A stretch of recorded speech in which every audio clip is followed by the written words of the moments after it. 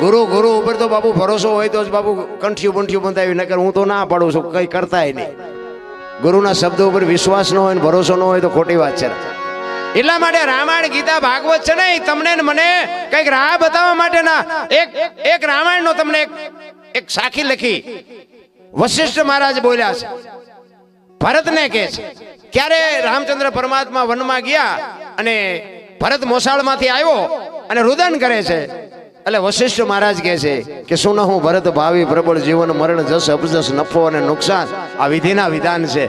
હું વશિષ્ઠ અયોધ્યાનો રાજગુરુ અને મેં હાજે નક્કી કર્યું હતું કે હવારે રામને ગાદી ઉપર બેહાડવાના અને 12 કલાકની રાત જઈતા ચકડું ભરી ગયું. ભરત આ વિધિના લેખ છે, આમાં હું તું કાંઈ ન કરીએ કે તું શું કામ રોવસ? જીવન મરણ જસ અપજસ નફો અને નુકસાન એ 6 વાત વશિષ્ઠ મહારાજ રામાયણમાં બોલ્યા છે અને આજે બાપુ આ 6 વાત કોઈના હાથમાં નથી. જીવન શું છે, મરણ શું છે, આમાંથી આપણે આવ્યા એ કોઈને ખબર હોય તો મને આમાં હું શું વાત કરીને દેખાડો કે આપણે આવ્યા તારા આપણી શું દશા હતી, કોઈને ખબર હોય તો કયો. જીવનની ખબર કોઈ નથી.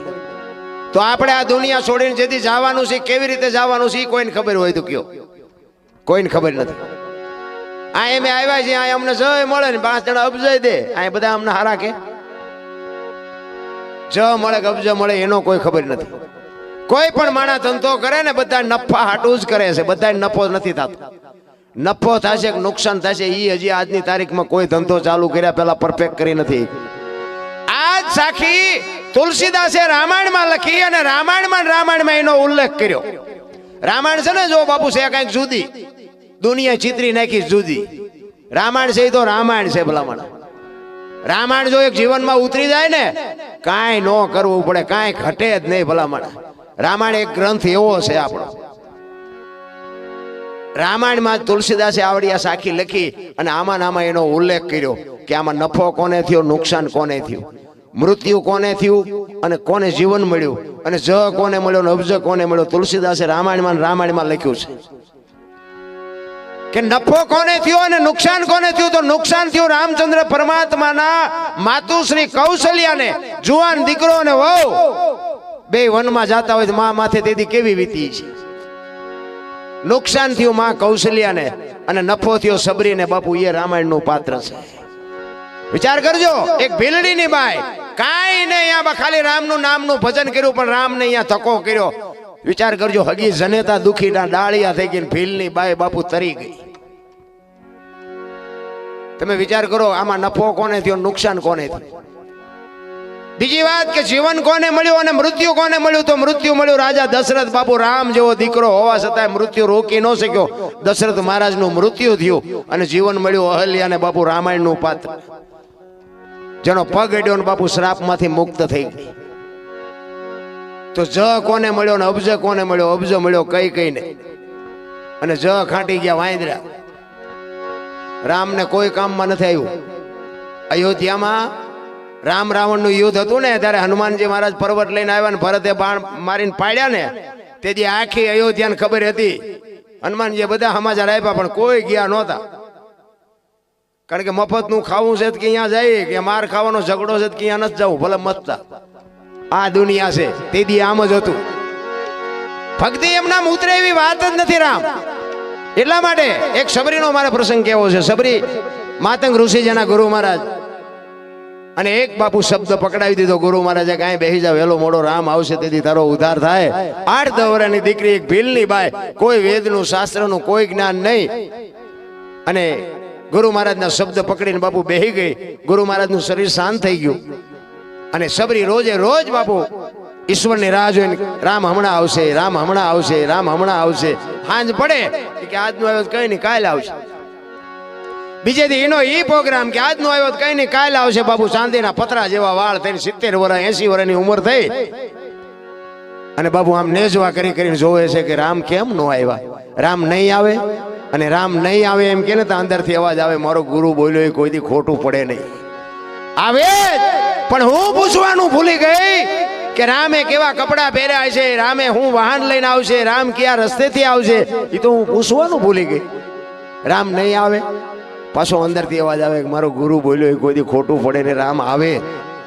રામ ને લક્ષ્મણ જેથી સીતાજીની શોધ કરવા માટે નીકળ્યા ને તેથી આ સબરીના આશ્રમની નજીક ગયા. પ્રકૃતિ બાપુ રામનું ભજન કરતી હતી. ઓ ઝાડવાના પાંદડામાંથી રામ રામ રામ શબ્દો આવતા હતા. લક્ષ્મણ રામને પૂછે છે, મોટા ભાઈ આ કયો મલક આવ્યો? અહીં તો પ્રકૃતિ તમારું ભજન કરે છે. રામ કે છે, લક્ષ્મણ અત્યાર સુધી આપણને બધા સંતો મળવા આવતા હતા ને? તો કે હા.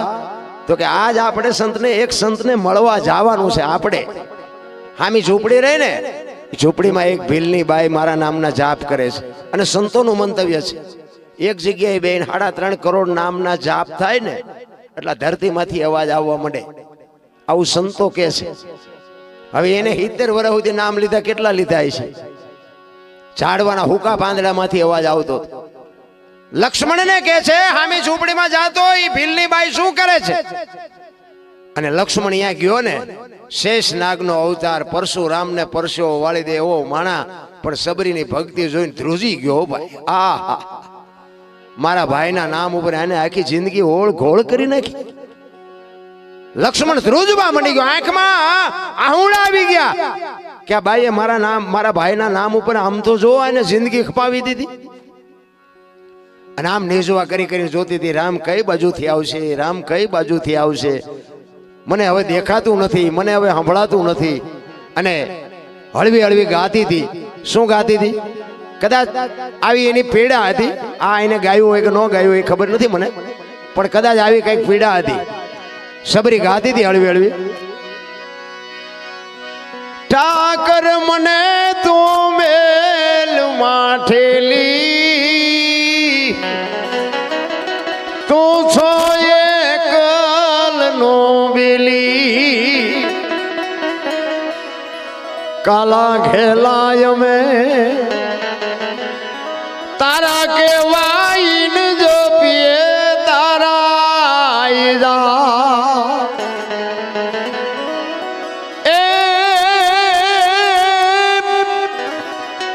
તારી હારે મારે જૂનો નાતો. સબરી કે છે તારી હારે મારો જૂનો નાતો આપણે બધાને છે, પણ આપણે ભૂલી ગયા. નાતો કોને નથી? ઘર હશે ને બધા બાપુ, ભલે ગમે એવો માણસ છે, દારૂ પીતો હોય, ચોરી કરતો હોય, જે કરતો હોય, પણ દીવો અગરબત્તી તો કરતો જ હોય. ઈ શેડો હોય તો જ. એવા હાવ નાસ્તિક કોઈ નથી.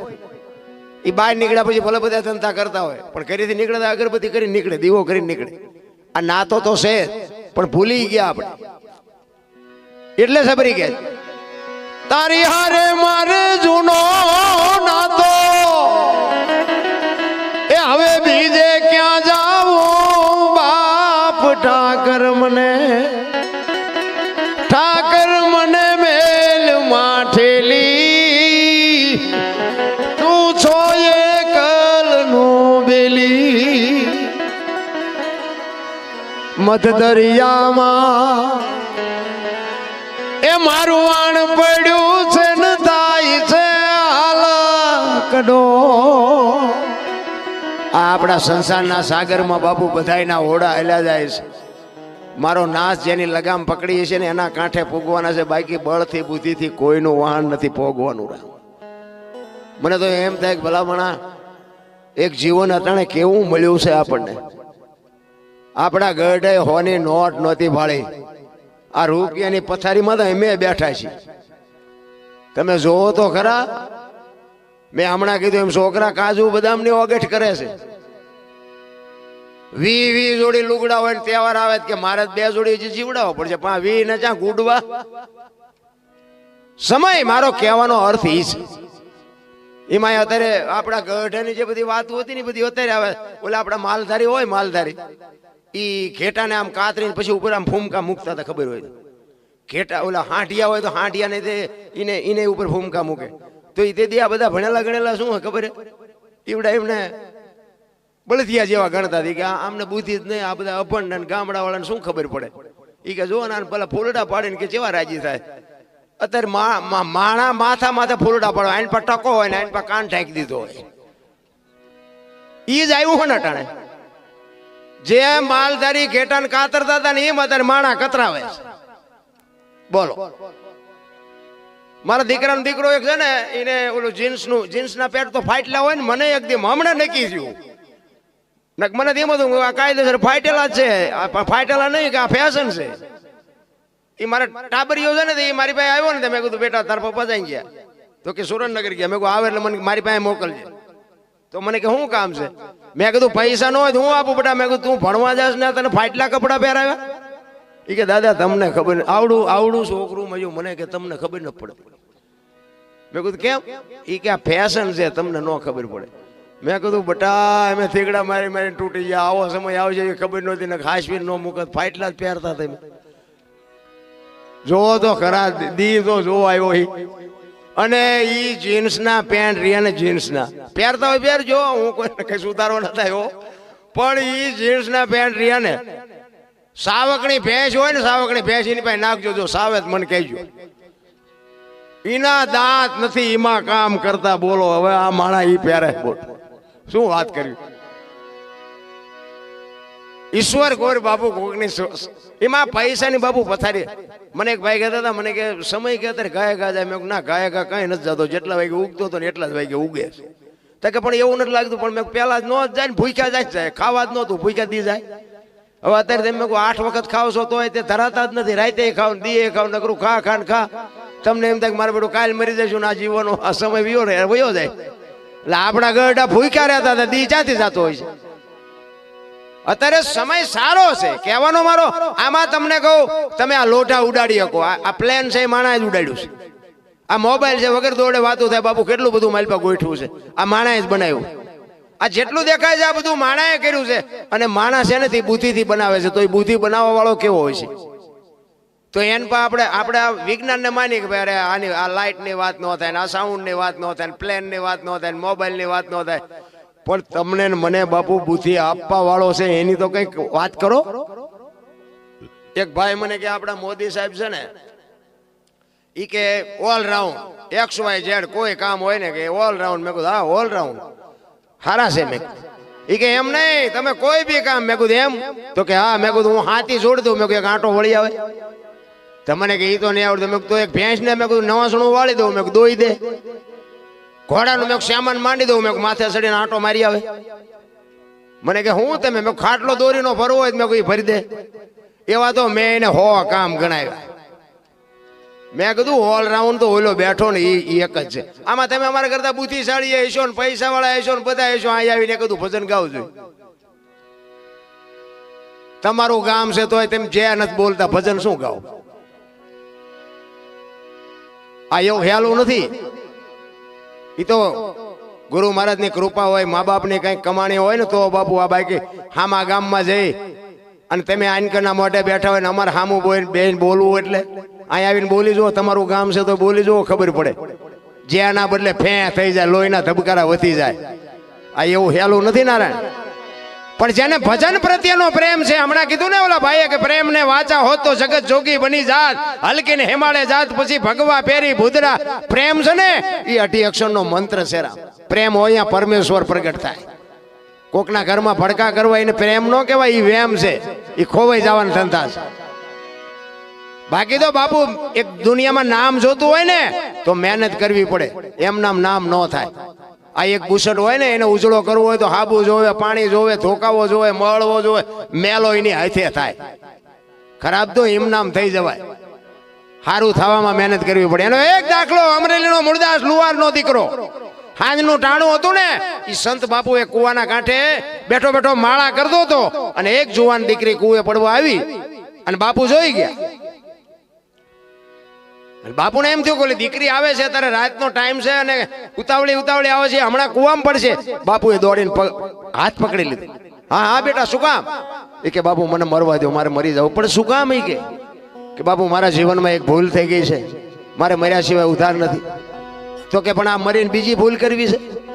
તો કે પણ શું કરું બાપુ મને કઈ સૂઝતું નથી. પણ કે તું વાત કરી તો ખબર પડે ને. એ કે બાપુ મારા પેટમાં બાળક છે ને એના બાપનું નામ લઈ શકું એમ નથી. જો લઉં તો મને જીવવા દે પણ લઈ શકું એમ નથી. અને તેથી આ ભારતનો સંત એક મૂળદાસ એમ કહેતો હોય કે તારા પેટમાં બાળક છે એના બાપનું નામ લે તો તને જીવવા દે. કે બાપુ તો જીવવા દે પણ હું લઈ શકું એમ નથી. અને તેથી આ ભારતનો એક સંત બાપુ એમ કહેતો હોય કે તું ને તારું બાળક જો બચી જતા હોય ને તો અમરેલીની બજારમાં જઈને કાલ કહી દેજે કે મારા પેટમાં બાળક છે, એનો બાપ મૂળદાસ છે, કહી દેજે જા. ઈ કે પણ બાપુ તમે જાણતા નથી, અમરેલી તમને મારશે. ઈ કે મને ભલે મારે, તું ને તારું બાળક તો બચે. આ સંત કરી કે તમારી મારી તાકાત નથી. રામ ઈ હવારમાં ખબર પડી કે આ દીકરીના પેટમાં બાળક છે, એનો બાપ તો મૂળદાસ. આ જગત બાપુ હાથીની અંબાડીએ ચડાવીને ક્યારે કથાડા ઉપર બિહારે કોઈ ભરોસો નથી. રામ ઈ બાદા બાપુ બાપુ કરતા હતા ને બાપુ ગધેડો મગાવ્યું, જોડાનો હાર પહેરાવ્યો, માથે મુંડન કરાવ્યું, અમરેલીમાં વરઘોડો કાઢ્યો હો મૂળદાસ. અરે આવા બાવાની કંઠીઓ બંધાય, આવા બાવાને આમ કરાય આમ કરાય. આ જગત ભાઈ